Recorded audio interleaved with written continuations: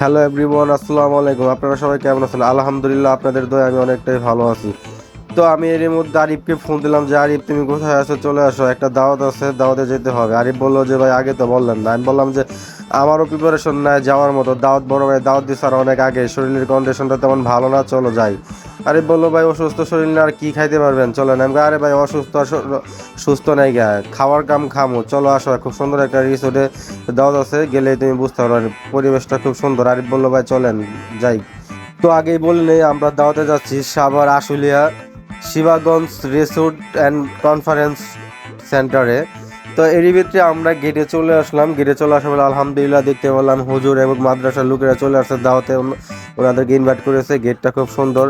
তো রিসেটে প্রথমে ঢুকতে দেখলাম আমরা, আমাদের খুব সুন্দর একটা ভিউ দেখতে পারলাম। আমরা বললাম যে ভালো লাগলো, মনে হয় পরিবেশটা অনেক সুন্দর। আইপিকে বললাম যে বামে যাও, বামে যায় হুন্ডা পার্কিং করে আসো, সামনে অনেক গাড়ি পার্কিং করে আছে, তুমি হুন্ডা পার্কিং করে আসো, আমি সামনে দাঁড়াই।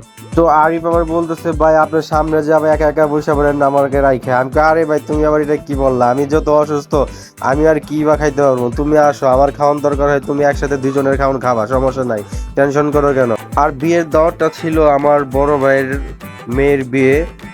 ভাই আমাকে 10 দিন আগেই বলছিল যে রুবেল তুমি অবশ্যই অবশ্যই আসবা। এর জন্য আমি অসুস্থ শরীর নিয়েই দাওয়াতে চলে আসলাম, যে বললাম যে অবশ্যই আমার উপস্থিত থাকতে হবে। এর মধ্যে সব বড় ভাই বোনেরা আসছে, সবার সাথে দেখা সাক্ষাৎ হইতেছে। তো তো আমি আবার ভাবলাম যে বাস্তির একটু ভিডিও ফুটেজ নিয়ে আসি, এখানে সবাই ফটোশুট করতেছে, বইয়ের সাথে সবাই ফটোশুট করতেছে, দেখতেই পারতেছেন। তো আমি আবার ভাবলাম যে দেখি বাস্তি কি সাজটা দিচ্ছে, বাস্তিকে কতটা সুন্দর লাগতেছে।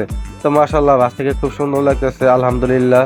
তো এর ভিতরে আমি চলে আসলাম আবার এই পাশে। আরিফ বলতেছে ভাই এখানে আসেন, এখানে আপনার এক বড় ভাই রাখতেছে। আমি বললাম ঠিক আছে, আর থাকো, আমি আসতেছি। তো এখানকার বিয়ে বাড়ির প্রোগ্রামটা আমার অনেকটাই ভালো লাগছে। এখানকার রিসোর্টটা এত সুন্দর, আমি আসলে পুরোটা ভিডিও করতে পারি নাই, কারণ আমার একটু ব্যস্ততা ছিল, সবার সাথে একটু দেখা সাক্ষাৎ হয়েছে অনেকদিন পরে। তো সবার সাথে কথা বলতেছিলাম, এই ফাঁকে যতটুকু সম্ভব ততটুকু ভিডিওটা করে নিয়েছি।